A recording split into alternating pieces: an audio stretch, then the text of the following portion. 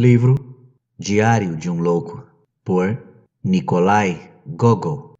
Dia 3 de outubro. Ocorreu um fato estranho hoje. Eu me levantei bem tarde e quando Maura trouxe as minhas botas limpas, eu lhe perguntei quão tarde era. Quando escutei que já eram 10 horas a tempos, me vesti o mais rápido possível. Para dizer a verdade, eu preferiria nem ir ao escritório hoje, já sabendo que o nosso escriturário-chefe estaria azedo como vinagre. Há algum tempo ele tem o hábito de me dizer: "Veja, amigo, há algo errado com a sua cabeça. Você vive correndo como um possuído e você resume os documentos de uma forma tão confusa que nem o próprio diabo os entenderia. Você escreve o título sem letras maiúsculas e não coloca a data ou o número da súmula. Esse canalha de pernas finas, certamente ele tem inveja de mim, porque eu me sento na mesma sala que o diretor e aponto os lápis de Sua Excelência.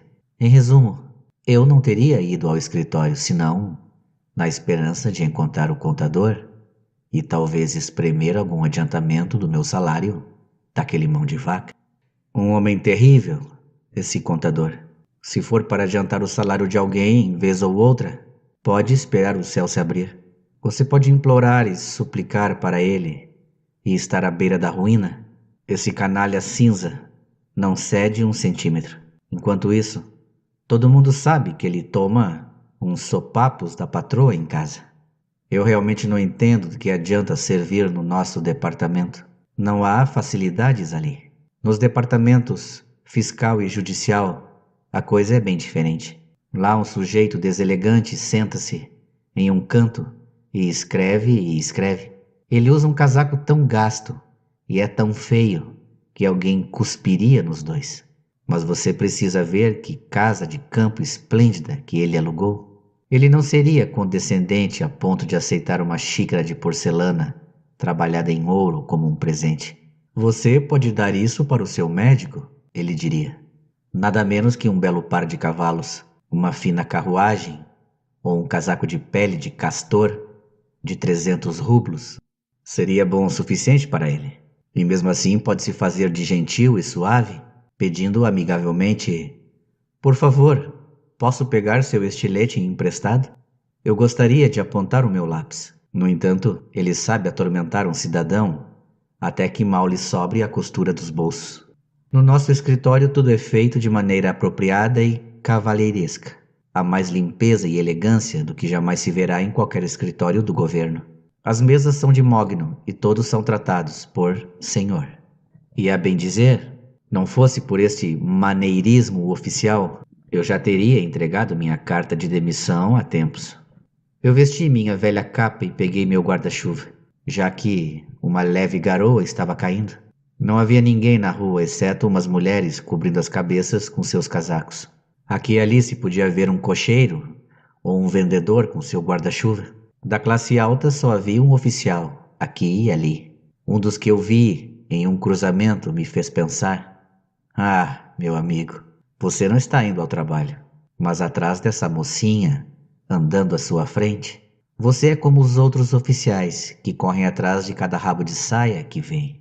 E enquanto eu seguia essa trilha de pensamentos, vi uma carruagem parar em frente a uma loja, bem enquanto eu passava. Eu a reconheci imediatamente. Era a carruagem do nosso diretor. Ele não tem nada a fazer nessa loja, eu disse para mim mesmo. Deve ser a filha dele.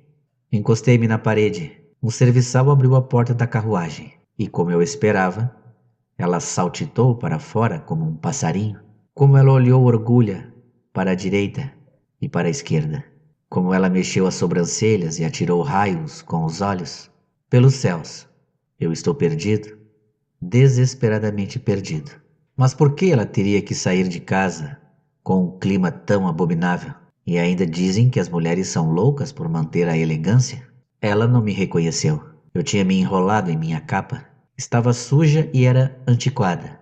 E eu não gostaria de ser visto por ela vestindo-a. Agora, se usa capas com golas longas, mas a minha é uma dessas de colarinho duplo, curto, e o tecido é de qualidade inferior.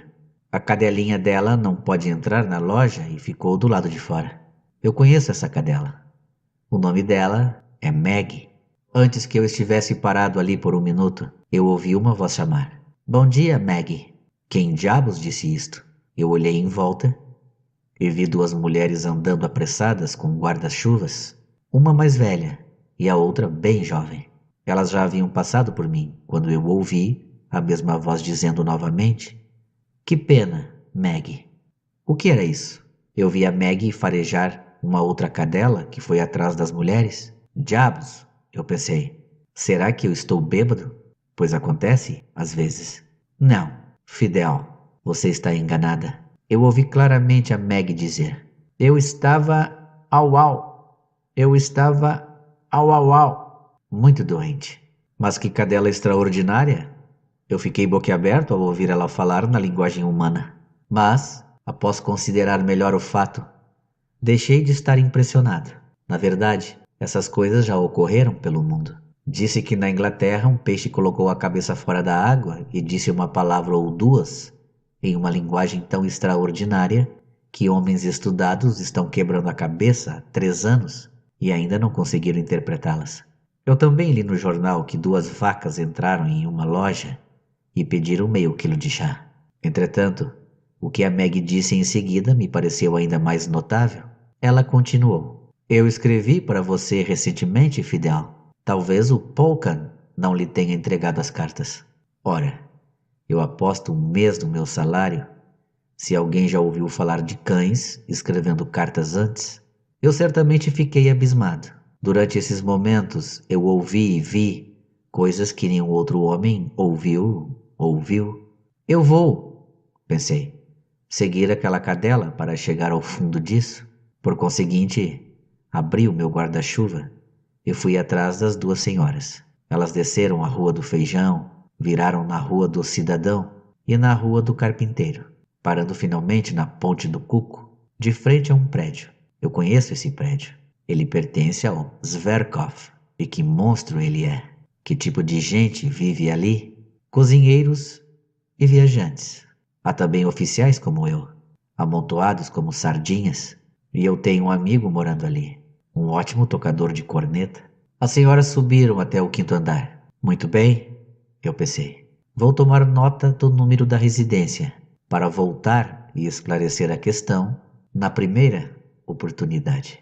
Dia 4 de outubro. Hoje é quinta-feira e, como é usual, estive no escritório. Cheguei cedo de propósito. Me sentei e apontei todos os lápis. Nosso diretor deve ser um homem muito inteligente. A sala toda está repleta de estantes. Eu li o título de alguns dos livros. Eles eram muito técnicos, além da compreensão de gente da minha classe. E todos em francês ou alemão. Eu olho em seu rosto e, quanta dignidade há em seus olhos. Eu nunca ouvi uma única palavra supérflua sair de sua boca, exceto quando ele me entrega os documentos e pergunta: Como está o tempo lá fora? Não, ele não é um homem da nossa classe. Ele é um verdadeiro homem de Estado. Eu já percebi que sou um favorito dele. Agora, se também o fosse de sua filha... que besteira. Não direi mais sobre isso. Eu li O Abelha do Norte. Que povo besta são os franceses. Céus, eu gostaria de pegar todos eles e lhes dar uma bela surra. Eu também li uma bela descrição de um baile promovido por um proprietário de terras em Kursk. Os proprietários de terras em Kursk têm muito estilo. Então eu percebi que já era 12:30 e o diretor ainda não havia saído de seu gabinete. Mas lá pela 1:30 aconteceu algo que lápis algum pode descrever. A porta se abriu. Eu pensei que fosse o diretor. Saltei do meu lugar com os documentos. E então, ela mesma entrou na sala. Deuses! Como ela estava lindamente vestida. Suas vestes eram mais brancas que as penas de um cisne. Esplêndida! O brilho de um sol, em verdade.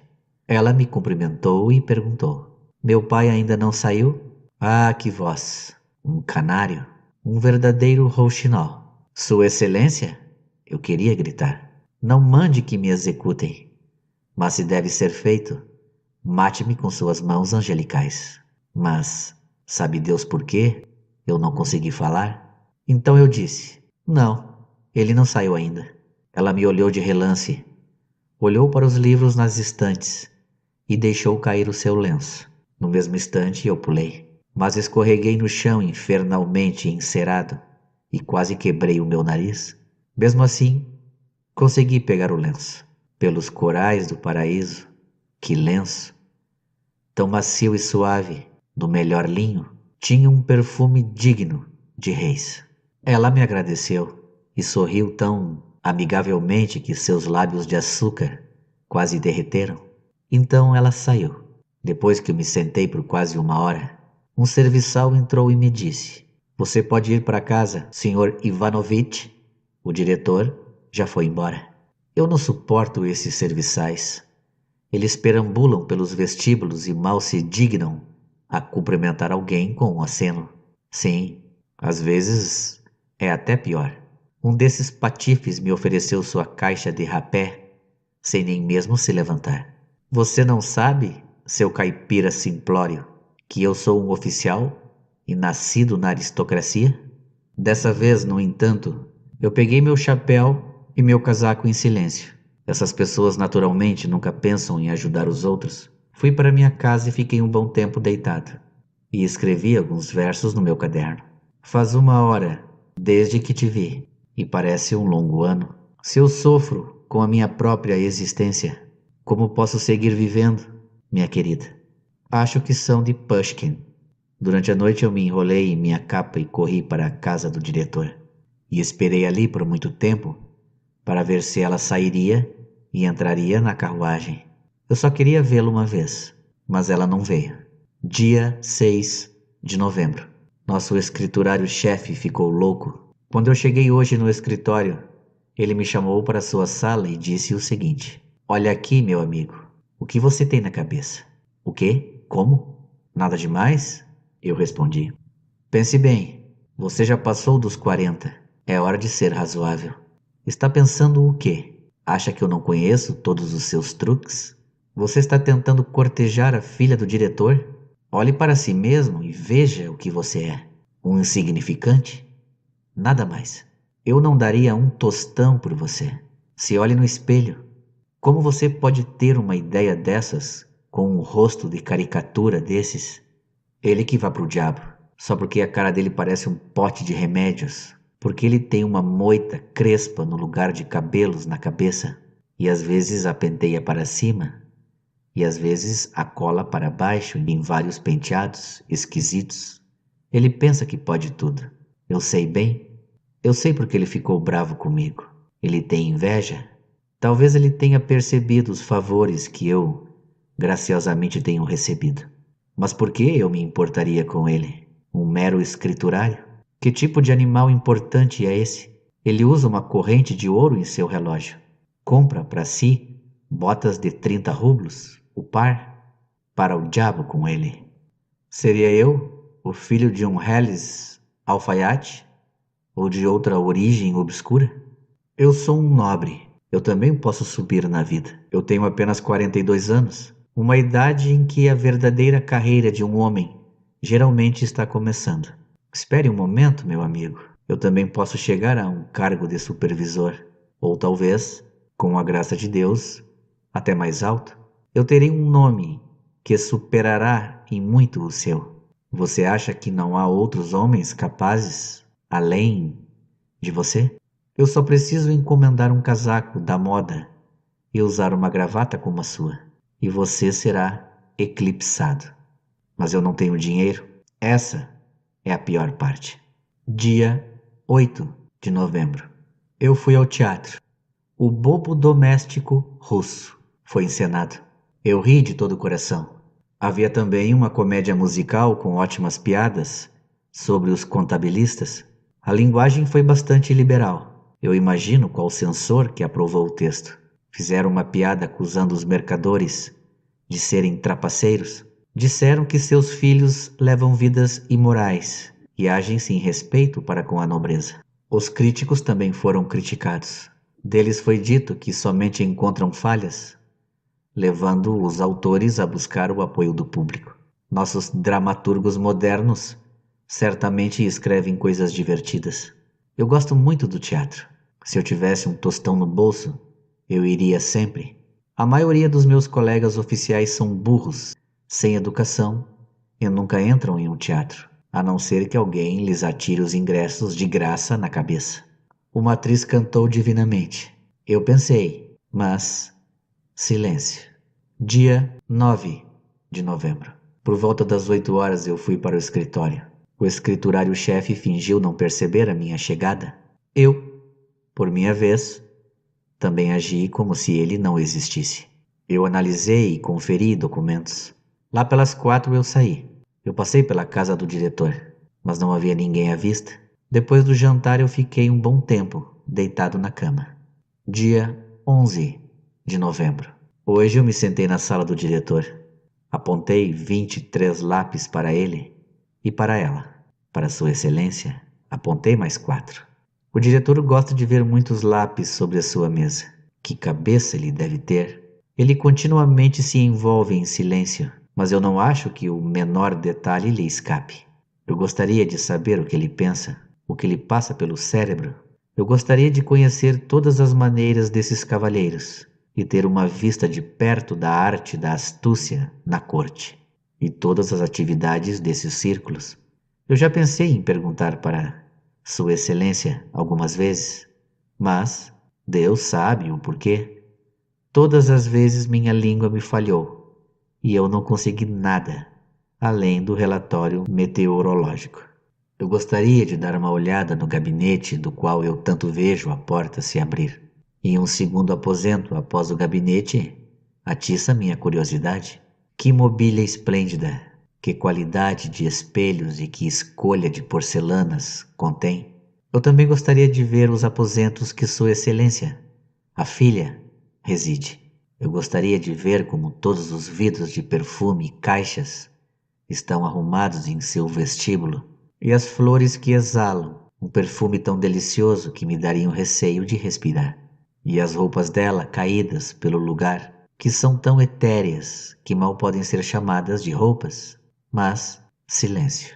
Hoje me ocorreu o que pareceu uma inspiração divina. Eu me lembrei da conversa entre os 2 cachorros que eu ouvi na Alameda Nevsky. Muito bem, eu pensei.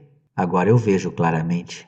Eu preciso obter a correspondência que aquelas cadelinhas trocaram entre si. Nela eu devo obter muitas explicações. Eu já tinha chamado a Meg e dito para ela: Ouça, Meg, agora nós estamos sós, juntos. Se você quiser, eu posso fechar a porta para que ninguém nos veja. Agora me conte tudo o que você sabe sobre a sua dona. Eu juro para você que não contarei a ninguém. Mas a cadela astuta agitou a sua cauda no ar e andou em silêncio até a porta, como se não tivesse me ouvido. Eu já era há tempos da opinião de que cães são mais espertos do que homens. Eu também acreditava que eles podiam falar e que apenas uma certa obstinação os impedia. Eles são animais especialmente vigilantes e nada lhes escapa à observação. Agora, custe o que custar, amanhã eu vou ao prédio do Zverkov para questionar a Fidel e, se eu tiver sorte, obter as cartas que a Meg lhe escreveu. Dia 12 de novembro. Hoje, lá pelas 2 da tarde, eu decidi, de um jeito ou de outro, encontrar a Fidel e questioná-la. Eu não suporto o cheiro de chucrute que vem de todas as lojas da Rua do Cidadão e que me ataca os nervos olfativos. Ali também é exalado um odor por debaixo das portas de cada construção, que se deve tampar o nariz e apertar o passo. Ali também sopra tanta fumaça e cinzas das oficinas dos artesãos que é quase impossível atravessar. Quando eu subi até o 6º andar e toquei a campainha, uma garota até bem bonita, com sardas no rosto, saiu. Eu a reconheci como a acompanhante da senhora. Ela ficou um pouco vermelha e perguntou: O que você quer? Eu quero ter uma pequena conversa com a sua cadela. Ela era apenas uma garota simplória, como eu percebi imediatamente. A cadela veio correndo e latindo alto. Eu queria segurá-la, mas a besta abominável quase me pegou o nariz com os dentes. Mas no canto do cômodo eu vi a sua cesta de dormir. Ah, era isso que eu queria. Eu fui até ela, vasculhando na palha, e para minha grande satisfação, encontrei um punhado de pedaços de papel. Quando a cadelinha horrível viu isso, primeiro ela me mordeu na panturrilha de uma perna, e então, assim que percebeu o meu furto, começou a choramingar e a se roçar em mim. Mas eu disse: não, sua pequena fera, adeus, e me apressei a sair. Eu acredito que a garota me tomou por um louco. De qualquer forma, ela ficou bastante assustada. Quando eu cheguei no meu quarto, eu quis passar ao trabalho de uma vez e ler todas as cartas à luz do dia, já que eu não enxergo muito bem à luz de velas. Mas a terrível Maura teve a brilhante ideia de esfregar o chão. Essas mulheres finlandesas, cabeças duras, estão sempre limpando onde não há necessidade. Eu então fui dar uma caminhada e passei a refletir sobre o que ocorreu. Agora pelo menos eu poderia chegar à verdade dos fatos, ideias e intenções. Essas cartas explicariam tudo. Cães são sujeitos espertos. Eles sabem tudo sobre política. E eu certamente encontrarei o que eu busco nas cartas, especialmente o caráter do diretor e todos os seus relacionamentos. E por meio dessas cartas, eu vou obter toda a informação sobre ela, silêncio. Mais à tarde, eu cheguei em casa e me deitei por um bom tempo na cama. Dia 13 de novembro. Agora vejamos. A carta é até que legível, mas a letra é um pouco canina. Querida Fidel, eu não consigo me acostumar ao seu nome. Como se eles não pudessem ter te colocado um nome melhor. Fidel, que mau gosto, que comum. Mas essa não é a ocasião para conversar a respeito disso. Eu fico muito contente por termos decidido nos corresponder. A carta é escrita muito corretamente. A pontuação e a gramática estão perfeitas. Nem o nosso escriturário-chefe escreve de forma tão simples e clara, apesar dele insistir que frequentou a universidade. Continuemos. Eu acredito que seja uma das alegrias mais refinadas deste mundo o poder trocar pensamentos, sentimentos e impressões. Essa opinião vem de um livro que foi traduzido do alemão. Eu não consigo lembrar-me do título. Eu falo por experiência própria, apesar de que eu não tenha ido muito longe nesse mundo do que pouco além da nossa porta da frente. Não é que a minha vida corre feliz e confortável? Minha dona, a qual seu pai chama Sophie, me ama claramente. Mas é melhor ficar quieto. Seu pai também me acaricia às vezes. Eu bebo chá e tomo café com creme. Sim, minha querida. Eu devo confessar que não vejo graça naqueles ossos grandes, meio roídos, que o Polkan devora na cozinha. Apenas os ossos de fazão selvagem são bons, e apenas quando o tutano ainda não lhes foi sugado. Eles ficam muito saborosos com um pouco de molho, mas não se deve acrescentar nada verde na receita. Mas eu não conheço hábito pior do que dar aos cães bolas de miolo de pão amassado. Alguém se senta à mesa, amassa uma bolinha de miolo de pão com dedos imundos, te chama e a enfia na sua boca. As boas maneiras te impedem de recusar. Então você come. Com nojo, é verdade, mas você come. Que diabo? O que é isso? Que besteira? Como se ela não tivesse nada melhor para escrever. Eu verei se não há nada melhor na segunda página. Eu te contarei de boa vontade tudo o que acontece aqui. Eu já mencionei a pessoa mais importante da casa, a quem a Sophie chama de papá. Ele é um homem muito estranho. Até que enfim. Sim, eu sabia. Cães têm o olhar penetrante de um político sobre todas as coisas. Vejamos o que ela diz sobre o papá. Muito estranho. Normalmente ele fica quieto, fala muito raramente, mas cerca de uma semana atrás ele ficou repetindo sozinho: devo comprar ou não? Em uma das mãos ele segurava uma folha de papel. A outra ele esticou como se para receber algo e repetiu: devo comprar ou não? Então ele se virou para mim e perguntou: o que você acha, Maggie? Eu não entendi nada do que ele quis dizer. Farejei as suas botas e saí. Uma semana depois ele chegou em casa com o rosto brilhando. Naquela manhã ele foi visitado por diversos oficiais de uniforme que o parabenizaram. Na mesa de jantar ele estava com um humor melhor do que eu jamais vira antes. Ah, então ele é ambicioso. Eu deverei me lembrar disso. Desculpe-me, querida. Eu preciso encerrar, etc, etc. Amanhã eu terminarei a carta. Ora, bom dia. Aqui estou eu novamente. Hoje a minha dona Sophie. Vejamos o que ela diz da Sophie. Vamos em frente. Estava de um humor estranhamente animado. Ela foi a um baile e eu aproveitei para te escrever em sua ausência. Ela gosta de ir a bailes, ainda que ela fique terrivelmente nervosa para escolher uma roupa. Eu não entendo, minha querida. Qual a graça de ir a um baile? Ela volta para casa às 6 da manhã e, a julgar por sua face pálida e emaciada, sem ter comido nada. Para dizer bem a verdade, eu não suportaria uma experiência dessas. Se eu não pudesse comer uma perdiz com molho ou a asa de uma galinha assada, não sei o que eu faria. Um migal com molho até seria tolerável, mas eu não me empolgo com cenouras, nabos e alcachofras. O estilo é muito peculiar. Dá para ver que não foi escrito por um homem. O começo até que é bastante inteligente, mas ao final a natureza canina desperta. Eu lerei outra carta. É bem comprida e não possui data. Ah, minha querida, como é agradável a chegada da primavera. Meu coração bate forte de expectativa. Há um zunido contínuo nos meus ouvidos. Então eu fico com o pé erguido por vários minutos, escutando na direção da porta. Eu confesso que tenho alguns admiradores. Às vezes eu me sento à janela e os deixo desfilar. Ah, se você soubesse as aberrações que há entre eles. Um deles, um cão desajeitado com a estupidez estampada na testa, anda pela rua com um ar de soberba e se imagina uma pessoa extremamente importante, e que todos os olhares do mundo estão fixos nele. Eu não lhe dou a menor atenção e até finjo não vê-lo. E que bulldog horrendo fica de guarda do lado oposto à minha janela. Se ele se erguesse sobre as patas traseiras, como o mostrengo, provavelmente não consegue. Ele seria mais alto do que o papá da minha dona, que já é uma pessoa alta.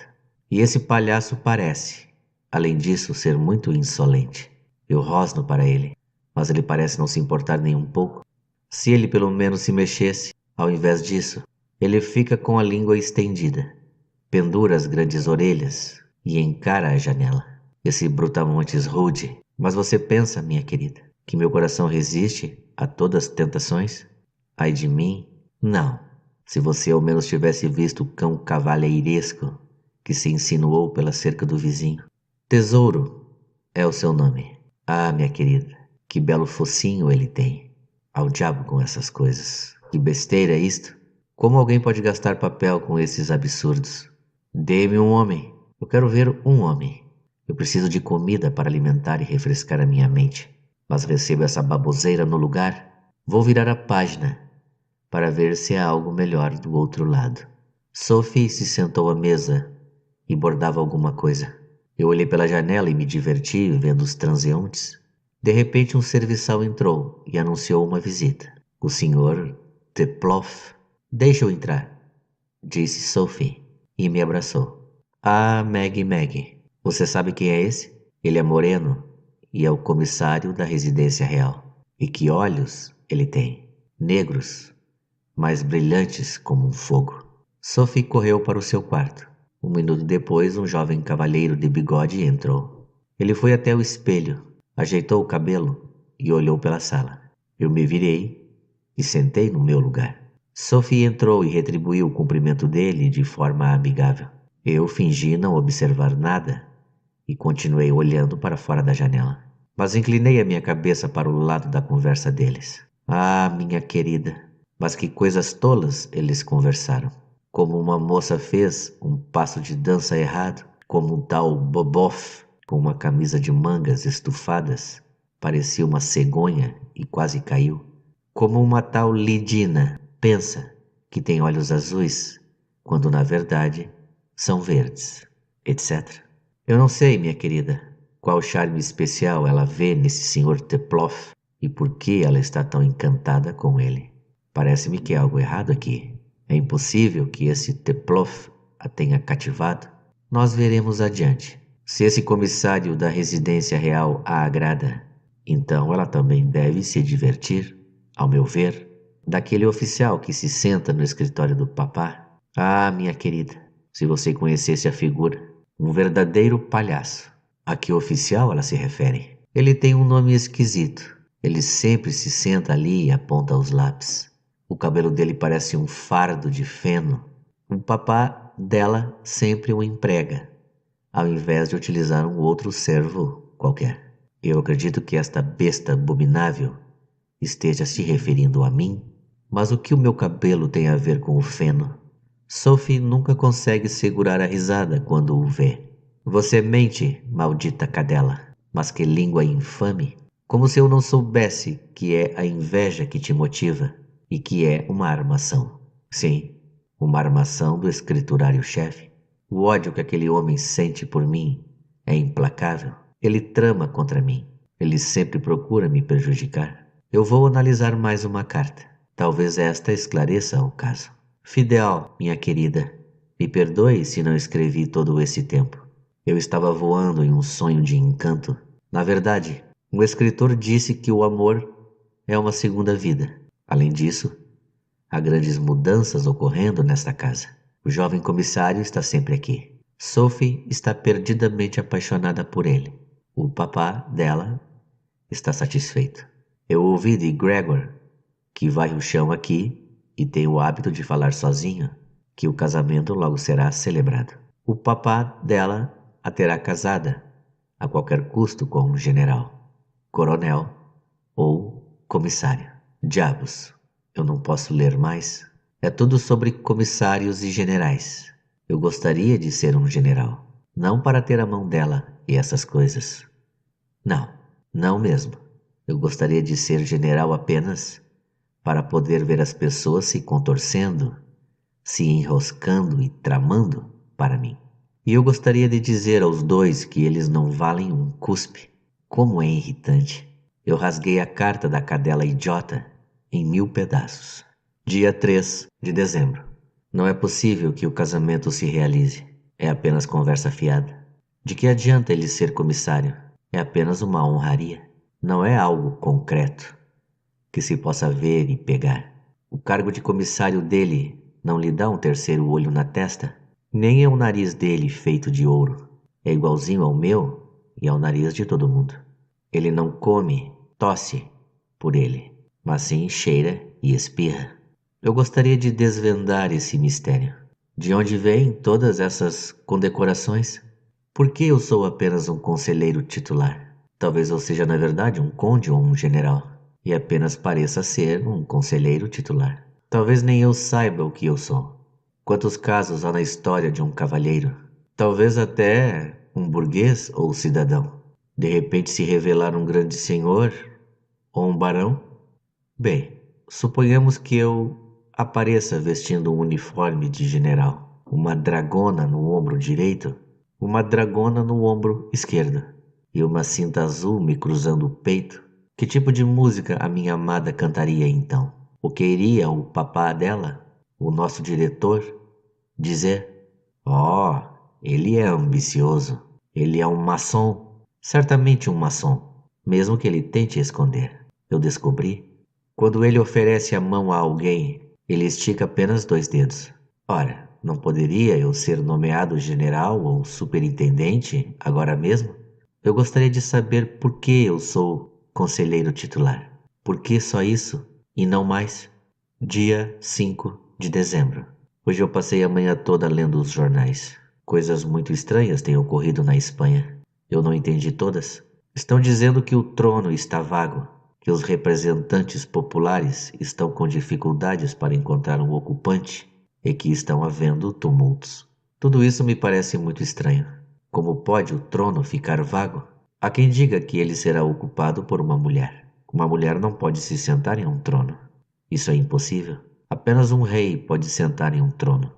Dizem que não há rei lá, mas isso não é possível.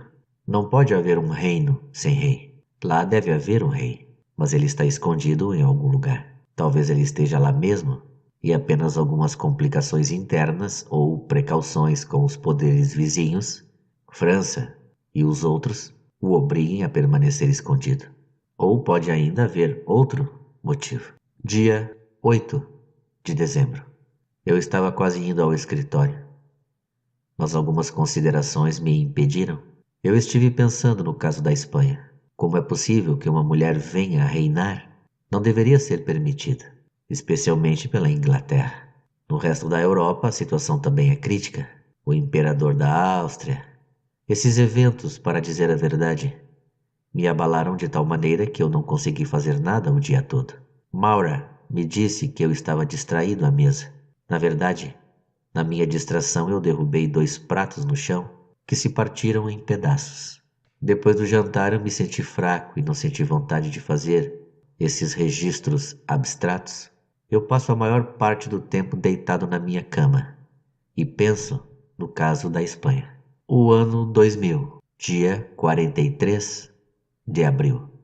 Hoje é um dia de esplêndido triunfo. A Espanha tem um rei, ele foi encontrado, e eu sou ele. Eu descobri isso hoje. Do nada, isso me atingiu como um relâmpago. Eu não entendo como eu pude imaginar que eu seria um conselheiro titular. Como pode uma ideia tola dessas entrar na minha cabeça? Foi sorte ninguém ter pensado em me enfiar em um hospício. Agora está claro como cristal. Antes, não sei porquê, tudo parecia envolto em um tipo de névoa. E isso se deu, creio eu, pelo fato das pessoas pensarem que o cérebro fica na cabeça. Nada disso. Ele é carregado pelo vento, desde o mar Cáspio. Pela primeira vez eu contei a Maura quem sou eu. Quando ela percebeu que estava diante do rei da Espanha, ela levou as mãos à cabeça e quase morreu de preocupação. A estúpida nunca havia posto os olhos no rei da Espanha antes. Eu a acalmei, contudo, garantindo que não fique bravo com ela por ter limpado mal as minhas botas até hoje. As mulheres são as coisinhas estúpidas. Não se pode despertar nelas o interesse por assuntos majestosos. Ela ficou assustada porque pensou que todos os reis da Espanha eram como Felipe II. Mas eu expliquei a ela que havia uma grande diferença entre eu e ele. Eu não fui ao escritório. Por que diabos eu deveria? Não, meus caros amigos não me verão lá novamente. Não vou mais me preocupar com seus documentos infernais. Dia 86 de marçembro, no meio do dia e da noite. Hoje o mensageiro do escritório veio me convocar, já que não estive lá em 3 semanas. Eu fui apenas por diversão. O escriturário-chefe pensou que eu fosse cumprimentá-lo humildemente e inventar desculpas, mas eu o encarei com indiferença, nem bravo, nem calmo, e me sentei em meu lugar como se não tivesse notado ninguém. Eu olhei para aquela gentalha de escrivães e pensei: se vocês apenas soubessem quem está entre vocês, céus, que bagunça vocês fariam. Até o escriturário-chefe se curvaria até o chão na minha frente, como ele faz com o diretor. Uma pilha de relatórios foi colocada à minha frente, para que fossem feitos as emendas, mas eu não encostei um dedo sequer. Após algum tempo houve uma agitação no escritório e se comentou que o diretor estava chegando.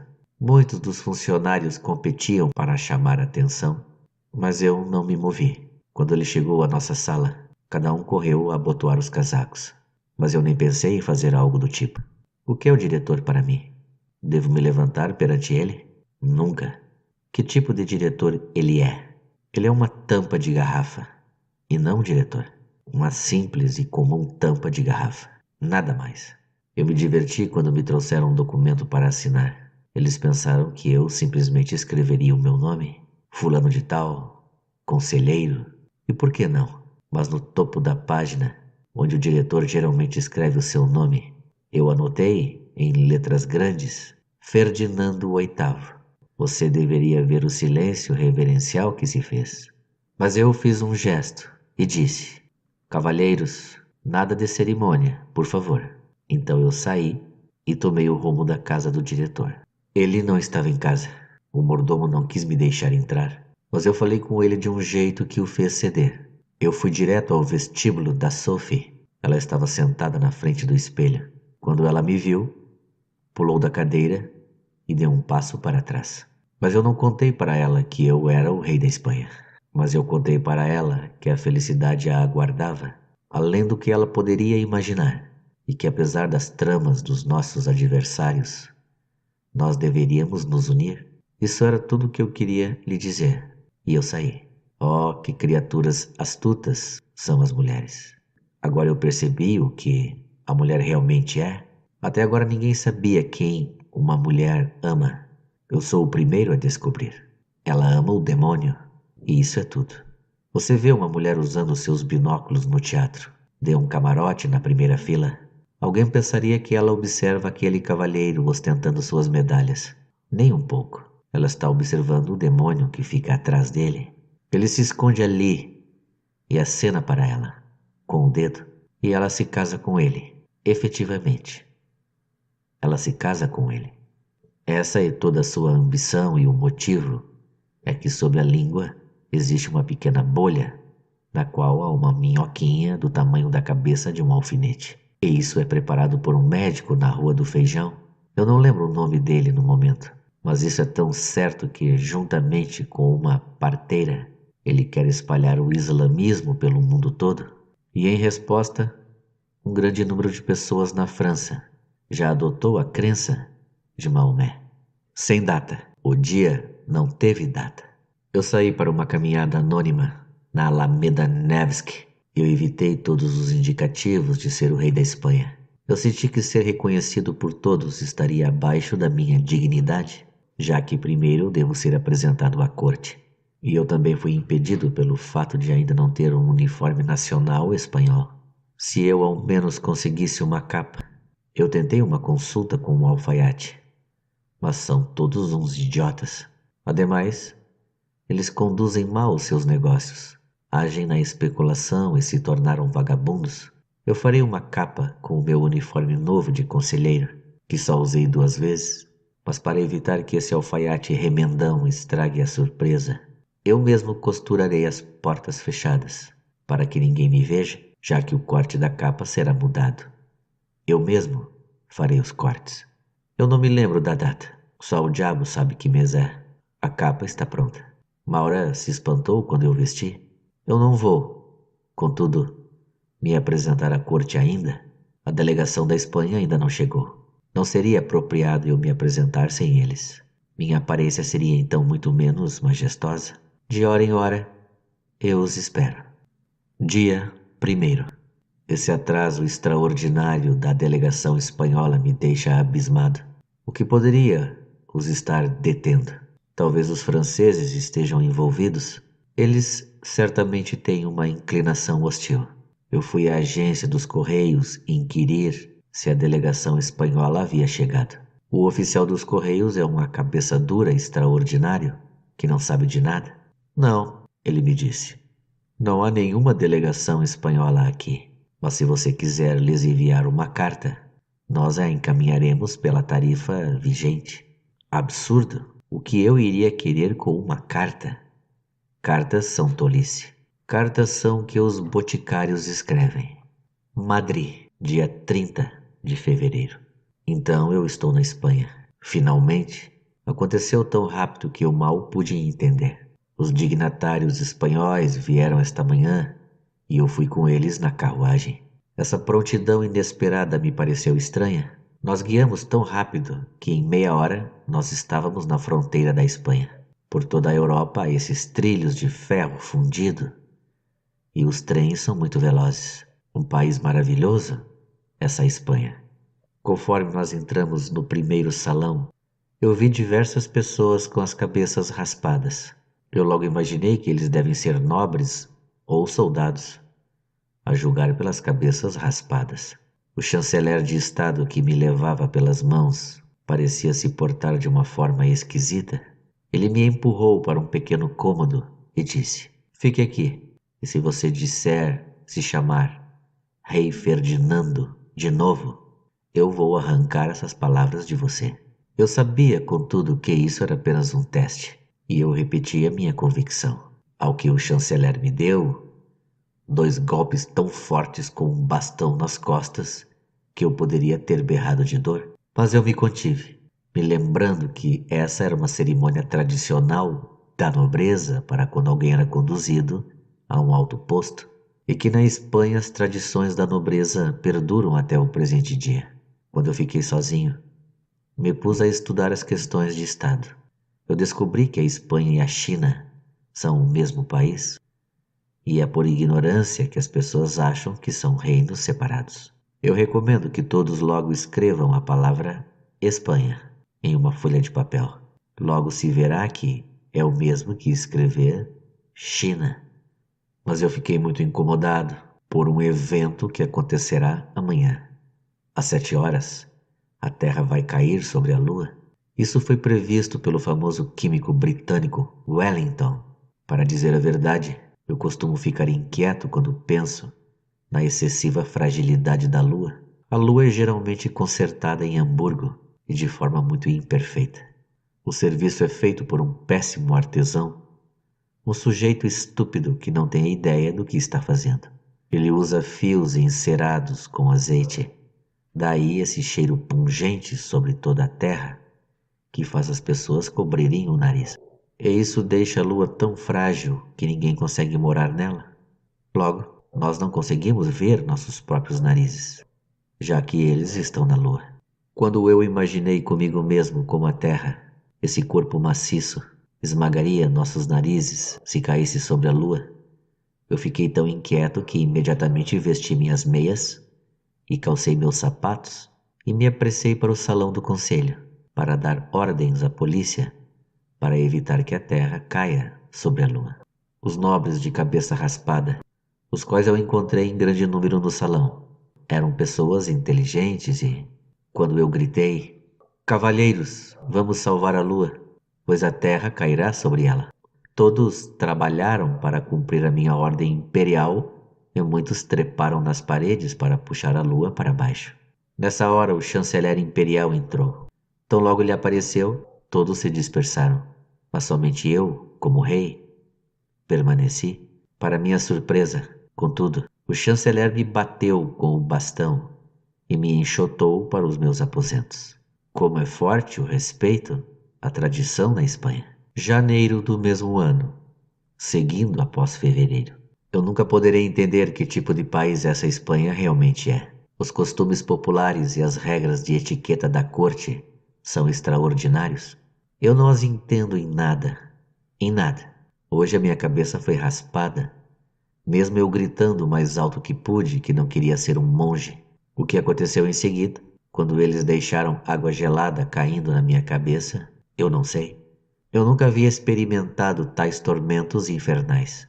Eu quase fiquei louco e eles tiveram dificuldade para me segurar. O significado deste estranho costume me é desconhecido. É um costume muito bobo e irracional. Tampouco posso entender a estupidez dos reis que não extinguiram esse costume antes. A julgar pelas circunstâncias, me parece que caí nas mãos da Inquisição. A coisa toda pode ter sido preparada pelos franceses, especialmente Polignac. Ele é um lobo, esse Polignac. Ele jurou arranjar a minha morte e agora ele está me caçando. Mas eu sei, meu amigo, que você é só um capanga dos ingleses. Eles são sujeitos espertos e têm um dedo em cada prato. O mundo todo sabe que a França espirra quando a Inglaterra cheira a rapé. Dia 25. Hoje o inquisidor More veio ao meu quarto. Quando eu ouvi os seus passos à distância, me escondi sob a cadeira. Quando ele não me viu, passou a chamar. No começo ele chamou Poprushkin e eu não respondi. Então ele chamou Aksantij Ivanovich, conselheiro titular nobre, e eu mantive o silêncio. Ferdinando VIII, rei da Espanha, e eu estava a ponto de colocar a cabeça para fora. Mas pensei, não, meu caro, você não vai me enganar. Você não vai despejar água gelada na minha cabeça de novo. Mas ele já me havia visto e me empurrou para fora com seu bastão. O maldito bastão realmente machuca. Mas a seguinte descoberta me recompensou toda a dor. Todos os galos têm uma espanha sob as penas e bem sob a cauda. O inquisidor More foi embora nervoso e ameaçou-me com castigos. mas eu não me importo com o rancor dele, pois sei que ele não é mais que uma máquina, uma ferramenta na mão dos ingleses. 34 de março, fevereiro 349. Não, eu já não tenho forças para aguentar. Oh Deus, o que eles estão fazendo comigo? Eles jogam água gelada na minha cabeça. Eles não se importam comigo e parecem não me ver ou ouvir. Por que eles me torturam? O que eles querem de alguém arruinado como eu? O que posso dar-lhes? Eu não possuo nada. Eu não consigo suportar as torturas. Minha cabeça dói como se tudo estivesse girando ao meu redor. Salve-me, leve-me embora. Dê-me 3 montarias rápidas como o vento. Prepare a carruagem. Cocheiro, toque os sinos. Galope os cavalos e me carregue embora deste mundo. Para longe, sempre para longe, até não haver mais o que ver. Ah, os céus já se curvam sobre mim. Uma estrela brilha distante. A floresta passa por nós, com suas árvores escuras à luz da lua. Uma névoa azulada flutua sob meus pés. Música toca nas nuvens. De um lado está o mar, do outro, a Itália. Além, eu vejo as casas dos camponeses russos. Não é a casa dos meus pais ali na distância? Não é a minha mãe sentada à janela? Ó mãe, mãe, salve seu infeliz filho. Deixe uma lágrima escorrer em sua cabeça machucada. Veja como eles o torturam. Segure este pobre órfão em seu colo. Ele não tem trégua neste mundo. Eles o caçam em todos os lugares. Mãe, mãe, tenha dó de seu filho doente. E você sabia que o sultão da Algéria tem uma verruga sob seu nariz?